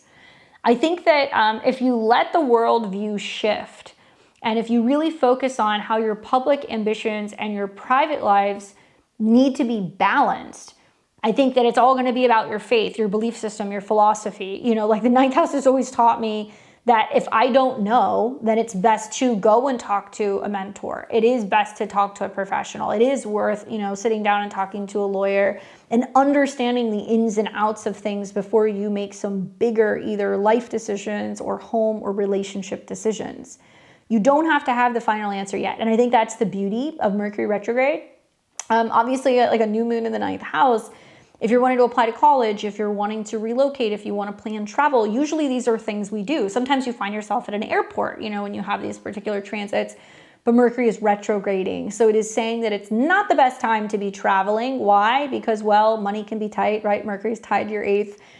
Why? Because maybe, there is some shift, with a social connection, and you're planning to go and travel somewhere and meet with your friends. And then you realize, oh, shoot, actually it got canceled. Okay, well, can I get a refund for that? So there needs to be more of a sense of being cautious before you're planning any educational, legal, or travel kind of pursuits, especially this month, but really for the better part of like the next 6 months. So set intentions about what you want to believe in, where you're reworking something about your beliefs to family at a distance, and also remaining open to having a new kind of perspective when it comes to career and reputation. All right, so what can we tell Scorpio and Scorpio risings about this new moon in Cancer in their 9th? Ooh, I like this. Ace of Wands, okay? So this is saying lean into the fire. The only real water that we're going to have in the sky is going to be Mercury, the sun, and the moon. And the moon's going to move, so you're going to have Mercury and the sun, which it helps, but I mean, we've got a lot of earth, air, fire, predominantly air and fire. Ace of Wands is saying there's a fiery new beginning coming. Honestly, I think the spark is actually happening at the beginning of July. I think you're going to see that with Mars and Uranus in conjunction. That's talking about a sudden shakeup to joint finances or something in regards to intimate relationships. And because that's influencing the Mercury retrograde and the new moon, it's prompting you to kind of have to pivot and make some significant financial change. And whether that's with your expenses, if that's going to be with how you're, paying for travel, if that's going to be with credit cards, whatever. And the Ace of Wands is saying it's good because it's lighting a bit of a fire underneath your ass now, so that way you can get the show on the road and feel, I think, more optimistic about where your life is heading. Particularly Cancer could be your family, your living situation, and that kind of stuff. So Ace of Wands is saying, embrace the new beginning. Try to look at things in a positive, optimistic manner, right? 21. Be positive about some of the home and family changes, and also seek advice and direction if necessary before you have your new start. So good luck, Scorpio. Let me know what's going on. Sag and Sag rising. You guys are going to be experiencing a new moon in Cancer. It'll be in your natal 8th house. Very significant for you guys because Jupiter is nearby, and also because this is at a 21, so it has a very kind of Sagittarius vibe. I think that, I just think about the Sag risings that I know. This is kind of the finale, right? After having Jupiter in your 8th house, where there's been a lot of internal reflection, a lot of emotional stuff that's come up, a lot of endings, a lot of new beginnings. And obviously the 8th house is about intimacy. It's about transformation, psychological breakthroughs, partners, money, inheritance, taxes. And so this is a very, very deep private territory for you, Sag, but you have become familiar with the territory. Let's just say that. And I think fittingly, that degree theory, adding a layer of Sagittarius energy is really speaking to you personally. Now that's kind of ironic because this is a sign that in conjuncts or quincunxes you. So sometimes when stuff goes through Cancer, you don't really see it coming, but you feel it. That's what I want you guys to pay attention to, your feelings. Now, I think with your chart ruler being in opposition to Pluto, it's basically saying to me, you're kind of pinned between two things right now. Maybe you've been telling yourself, I'm going to travel, I'm going to get out there, I'm going to see the world, or I'm going to publish my book, or I'm going to get back to school, or, I'm going to do these things. But you have a quick pinch with Pluto and Jupiter in opposition, and Pluto represents your self-undoing. It represents sabotage. It can be about sometimes negativity. It can also be about the power of the mind. And so with Pluto in the 3rd house, it's, a sibling dilemma. It's a learning about what's going on in the world versus what you have always studied or what you've always believed. Maybe getting outside of, your kind of local hangouts and kind of seeing more of what's going on in the world. And a crisis of beliefs. Debates is very common when you see kind of oppositions between the 3rd and the 9th house. And that could be culture, it could be legal debates, it could be political debates, you name it. But you're trying to find ways to better communicate and not go immediately into the negative or the fear, right? And that's very much kind of, Pluto moving through your 3rd house. Anyway, Mercury is retrograde in the midst of this, very close to the sun. So it tells me that there's about to be a huge shift in a relationship status, and that could be with a sibling, Gemini, with a therapist, with a astrologer, 7th house, with a spouse. And Mercury retrograding is looking at the 7th house, and it's saying, hey, pay attention to what's happening with Mars and Uranus, because if somebody else's feathers get ruffled, it's definitely going to kick up a lot of dirt during this Mercury retrograde about how does that affect my finances? How does that affect my security? Where am I having relational issues that need to be worked out in therapy, 8th house? And stuff that's been kind of like, living rent-free in your subconscious for a little bit, and now it's actually starting to kind of come out in your relationships. Obviously, especially if you're an early Sag, you know, the Mars-Uranus square the nodes, opposing your ascendant, and then you've got Venus at the top of the chart that's squaring Mars and Uranus. Like, you may have a situation where there's so much either intensity or conflict or friction that's going on in a relationship that it's pressing you to be like, okay, do I need to take a step away from work, right? South Node Venus is in the 10th house. It's like, I'm kind of feeling out of love with work right now. It's not really feeling good. And you may feel like, well, you still have to show up and support a partner or work with a business partner or have clients. And so there is a little bit of pressure that's in the sky. I think that a conversation, a piece of information, a sibling or a neighbor dynamic is something that I would watch for. And it's possible that a vulnerable truth in a close relationship is needing to be acknowledged, and it needs to be kind of like worked through, especially because that's at a 19. If you're not dating or if your relationship's solid, then it can mean that you have a breakthrough in a conversation you have with somebody that makes you reevaluate where you feel safe. And I think it's more emotionally. I don't think it's so much financially. However, a new moon here is great if you're like, well, my goal is to pay off, you know, my tax bill, or I want to get out of debt, or, you know, I want to get back into therapy, or I'm wanting to have some transformative emotional, you know, kind of experience. And what you'll find, especially as you're getting to like the second half of July going into August, things start to calm down a little bit. You're going to see, you know, Jupiter lighting up your 9th, trining Saturn. So travel, relationships, creativity, philosophy, that stuff all starts to flow. But it's being kicked off with this one almost like sensitive spot that needs to be kind of dealt with. And it tells me that it's probably going to be an intimate conversation you're going to have with somebody that will take you by surprise. All right, so let's take a look. What can we tell my Sag and Sag risings? What do they need to know about this new moon in their 8th house? What kind of a breakthrough are we looking at here? 8 of Wands, love it. 8 of Wands to me feels regenerative. You know, 8s kind of talk about that kind of infinity symbol where everything is kind of feeding into itself. The retrograde is very much about renewal. So I look at this and I go, well, okay, if money has been owed to you, you know, and I know a lot of you guys are going to be going back and forth potentially about financial situations with siblings, just with Jupiter in opposition to Pluto. Getting down to the nitty gritty of documents. There can also be a little back and forth about what is owed to you. And I think 8 of Wands is just kind of saying it's about, you know, not pushing through, because you can't push through emotions with the retrograde. It's slowing this down for a reason. It's trying to get you to feel incentivized by whatever is slowing things down to actually go and correct, you know, the miscommunication or the disconnect so you can proceed forward. And 8s are about things moving quickly, swiftly, something coming your way, okay? And you can see this within 8 weeks or the 8th month, and a regenerative energy where it's like, I honestly feel like a lot of you guys, when you acknowledge whatever the monster in the closet is right now, whether that's about your family, your finances, your intimate life, then you can finally get over the hurdle. And now you're going to be focused on, okay, that happened. How do we move forward? And you're not getting stuck in the trauma drama of, well, this is what has always happened. So therefore, you know, there's the storyline of I'm on my own or I'm not supported.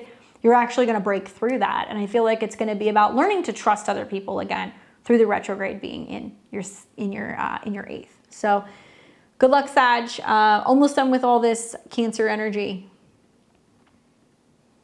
Capricorn rising. What's up, guys? I got to move this so that way you guys can actually see the moon in Cancer. So give me just a second. There we go. All right, so you guys are going to have the new moon in Cancer, your opposite sign. It'll be in your 7th house of relationships and partnerships. Now, you are also one of the signs that I would say is going to be quite affected by this new moon. It may not happen immediately. You'll probably see it over about 6 months' time. Go back to what I said about when we get to about the 23rd of December, you're going to have that sun in your sign, full moon in your 7th, and it will be squaring Neptune. So there's been this ongoing storyline, I think for a lot of Capricorn and Capricorn risings, between where you feel either lost about where home is, trying to dissolve a home and family issue, caring for a parent, feeling lost about where you're supposed to move to, and also relationships and partners, right? So Cancer can be family in general, but the 7th house could be like the family therapist. It could also be your second child. It could represent your spouse. It could be connected to, you know, just family relationships, and also just endings that's going on for family. This is fourth from the fourth. So a new moon in the seventh house is generally a time where we're setting new intentions for relationships. We're like, okay, great. You know, we want to work on these things. We want to spend more time together. We want to better emotionally connect.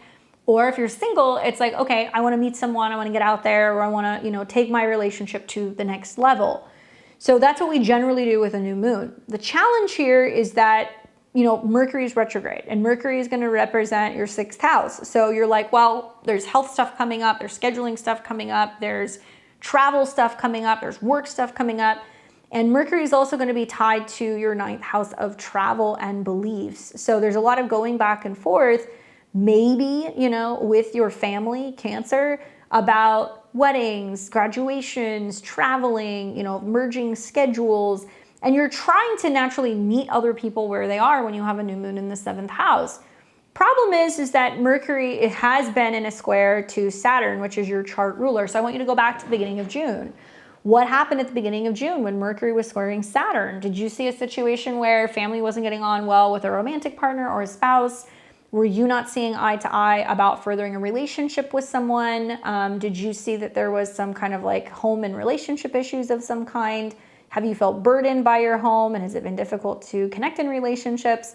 And now Mercury is going to continue to retrograde. So some of you guys might be hearing from people from the past, right? People might be coming back and you're like, wait, what? I wanted to meet somebody new, but they're calling me saying things have changed. They want to work on our relationship. Very common. Can it also represent a time where with the Cazimi, you're learning how to go deeper into relationships. You're learning how to be more vulnerable. You're talking about merging your assets or how you can grow with another person. And I feel like a lot of you guys are still waiting to kind of play catch up with the past, and you need to kind of decide whether or not you're going to close that door and move forward with somebody new, or if you're going to find ways to better connect and like rearrange some of your relationships there. Capricorn, I mean, obviously, you know, something else I think about is just the Jupiter-Pluto opposition really for everybody, and that this could bring up for a lot of you guys, you know, possibly a quiet recalibration in a relationship that's happening, but it's a little bit more charged with values, money, resources.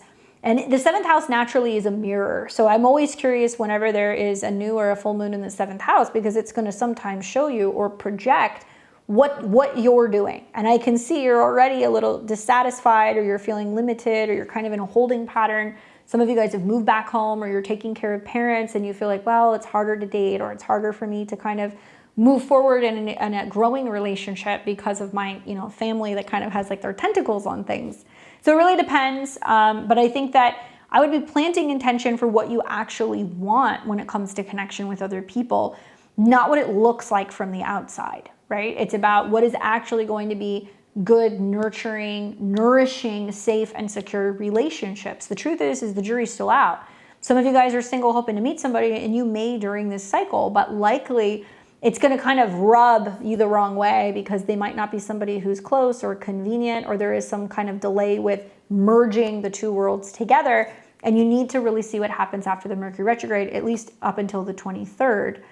Now, the other thing I think about for you guys is just, thankfully, you know, Venus is moving through a fellow sister Earth sign. So if you're an early degree Cap or Cap rising, Venus is trining you while she's kind of squaring Uranus. So I think a lot of my Capricorn risings are going to be like, there's some scheduling issues. There's some things that are changing either with health or work, which might be, you know, having you rearrange schedule, and you're having to kind of reconnect with partners or family to figure all of that stuff out. So let's take a look and let's see what is this new moon suggesting in Cancer for Capricorns and Capricorn risings. What do they need to be aware of? Particularly, I would say, like in relationships, and maybe what's coming back up for a change. Okay, 5 of Coins. So, you know, 5 of Coins is like, I can't get any satisfaction, right? I'm not getting that support. I'm not feeling the warmth. I feel like kind of left out in the cold. And so whether this is with a family relationship, if you've been single for a while, if you're kind of like, what's the point? You know, relationships don't work. I'm just going to kind of keep to myself. I really feel like it's about going back with Mercury retrograde and being like, what can I heal? Or where is the wound or the issue where I have believed a storyline that, you know, people don't stay, or that people aren't stable, or that people aren't able to kind of provide support. Five of Coins could literally be talking about financial issues, right? So like the sun is going to conjunct Mercury. So it can be also touching on where some of the reworking in relationships is tied to joint finances. Although I will say things actually look positive here over the next year with Jupiter moving through your 8th house. A lot of you guys will either inherit something, your partner's going to make more money, there's going to be some kind of windfall. So it's less about the financial issues. It's more about the impact that that's having on either you or your partner, you know, emotionally. And like, obviously other people can kind of be out of sorts when Mercury is retrograde in your 7th. They don't communicate as well, they get kind of stuck, or there is some sense of confusion. And sometimes the retrograde can really help them open up and be like, hey, you know, it's not that I don't want to live together or that I don't want to commit. It's just I'm struggling with this thing and, you know, this is the issue. And you kind of work your way through. So rather than being left out in the cold, or abandoning ship, I would say, or kind of abandoning relationships, I would say, what didn't work in the past? Where was there misunderstandings or miscommunications? How can you avoid that so you're not the person who's kind of left holding the bag emotionally? Really think about the full moon, because 6 months from now, that full moon is going to square Neptune. And that tells me that if you guys don't work out some of these issues now, there is still going to be a lot of misunderstandings or misconceptions, either within family relationships or in regards to where you're living. So good luck, Cancer. For Aquarius and Aquarius rising, you guys are going to see this is going to be a new moon happening in Cancer in your natal 6th house of health, habits, pets, work, and routine. Now, obviously, this is a sign that in conjuncts and quincunxes you, just like Sag. So there's a possibility that some of the things that come throughout Cancer season, you don't really see coming. And I think a lot of you guys are already feeling that through the retrograde with health changes, habit changes, work changes, the whole 9 yards. Now, when you have the new moon, obviously the 6th house new moon is a wonderful time to be like, okay, I'm going to plant new seeds when it comes to my health and my habits. Be that going, getting a physical, you know, checking in with a trainer, going back to the gym, changing your diet, you know, focusing on your habits. These things are really good. But I think it's our emotional habits when it's in Cancer, what we have a tendency to kind of respond to, or how we fall into old emotional patterns that can either be helping us or hindering us. Now, the sun is connected to relationships. So relationship patterns, relationship to, you know, our health and our habits, relationships to our coworkers is something else that I think about. And Mercury is going to be tied to creativity, fun, and dating, as well as 8th house of intimacy, joint finances, and resources. So naturally with the Mercury retrograde, a lot of you guys are changing jobs, changing habits, you're having miscommunications at work. And you're one of the signs that has not been thrilled by that because it's been squaring Saturn, which is your traditional ruler. So there's a lot of like, why didn't you respond to my email? Why are we behind on our deadlines? Like, why is communication breaking down? Why isn't this getting fixed? And I think for you, it's adding, I think with the Pluto-Jupiter opposition, it's adding an extra layer of intensity, where Jupiter says, okay, there's new partnerships, new relationship opportunities, new clients, everything's opening up, and you have the opportunity to feel really valued and physically or financially secure with people. So people are going to be more generous, they're going to have a lot to offer you, while it's opposing Pluto in your sign, retrograde. So this tells me that there's a relationship that's amplifying and expanding right alongside this personal transformation because, well, Mercury's retrograde in the house right before Jupiter. So it's almost like having to get your health in order, get your schedule in order, having to get your diet right, you know, having to get into like a routine before you're really ready to meet other people on their kind of level. I think that if this were me, you know, your body and your schedule is kind of asking you for a reset. And this is the moon to kind of quietly kind of redesign your daily rhythm, not just overhaul it overnight. Mercury retrograde is saying, yeah, it is about dietary changes, maybe schedule changes, but it's also psychological change. Mercury through the 8th, financial shifts. Maybe it means that you're making more time for dating, creativity, or fun. And I think for a lot of you guys, this Mercury retrograde square Saturn has probably just been this feeling that's like, how am I going to be able to do it all, right? I've got all of these things kind of going on at one time, whether it's traveling and work or health and communications. And I think it's going to be a process. And what you're probably going to find, like all of the early degree fixed signs, you know, the first 5 degrees, is there's expansion and contraction. And what I have learned when I have oppositions in my 7th and like a retrograde or like, you know, planets going through my 6th, it's like, wow, other people need me more. You know, how am I reassessing or reworking my schedule? Is there a need to do that? You know, am I working too much and giving people, you know, kind of too much? And I think you're going to be working through that during the Mercury retrograde. certainly keep an eye on your health, keep an eye on your pets. And I think with the nature of Mercury being connected to Mars and Uranus, that it can't be all work and no play, because that's going to make you dull. And Mars and Uranus is saying, well, there's about to be a spicy kind of romantic connection or some exciting, things with your kids or some new hobby that might kind of break up some of the monotony of what you're experiencing in your daily routine. And this can actually be really good. So set your new health habits. If you're looking for a job, if you want to reorganize your office, if you're wanting to change something about your schedule, but feel your way into these things is what I would recommend. So what do my Aquarius and Aquarius risings need to know about this new moon in Cancer in their 6th house? Okay, I get the 3 of Pentacles. That's a card I want to see. So it's basically saying teamwork is like dream work, right? So it's going to take more than one person to kind of rework or restructure something within this new moon. And what's interesting is 3 of Coins. Well, you've got 3 planets that are in your 6th house. You've got your relationship ruler. So it could be a partner. It could be a business partner. It could be a client. It could be a coach or a mentor. You've got Mercury, which is more going to be like the therapist, the psychologist, maybe somebody who's also looking at, your health and also all of your, like your tests and anything that you're kind of getting from like blood work or anything that's connected to a physical. And then the moon, which is going to be like a pet, a personal assistant, something that's kind of connected to your day-to-day habits. So we've got something that's emotional, logical, and literal. And so it's kind of like the mind, body, spirit, right? Mind, body, spirit. And so you're having to find balance in all 3 of these things. And so you may find that if you're overworking, then something gets off kilter about how well you're taking care of yourself. There in turn, you can't get as much stuff done. But I think this is also highlighting the connection to Mars and Uranus here. That's like, how can you come up with creative solutions and creative ways to get everything done? And how can you feel excited about the concept of having to have responsibility, being able to serve, and how does that make you feel? And right now you might feel like it's too much, but I would say be grateful for what you have. And if you need to kind of recalibrate some things, so be it. Looks like you're going to have a team, or you're going to have maybe an assistant, somebody at work, somebody in your healthcare team who's going to be like, yes, we can kind of help you work through this and make some of these changes. So you're feeling 100% and really ready to kind of meet other people, especially as you're getting later into the summer. So good luck. Let me know if you guys have a job change, or maybe you're joining a new gym, or maybe you get a new pet. That could definitely be a manifestation of this. And for my Pisces and Pisces risings, you guys are going to be having a new moon in the sign of Cancer, fellow sister water sign. So if you're 20 to 22 degrees Pisces sun, moon, or rising, this is trining you.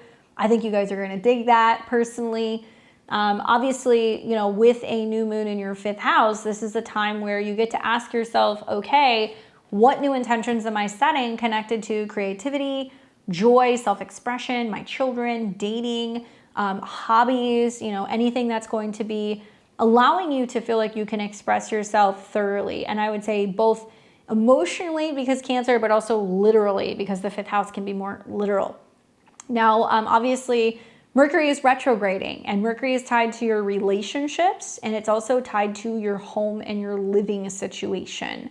So I could see with like Mercury retrograde and the new moon, you're kind of going, okay, if I really want to start a new business, how is that going to be impacting, relationships, or where am I driving clients from? That's Mercury through the 7th. And what's changing on the home front, or what's potentially shifting, with my family or my home base to really bring some of these things full circle. Do I have the space to create a business? That kind of stuff.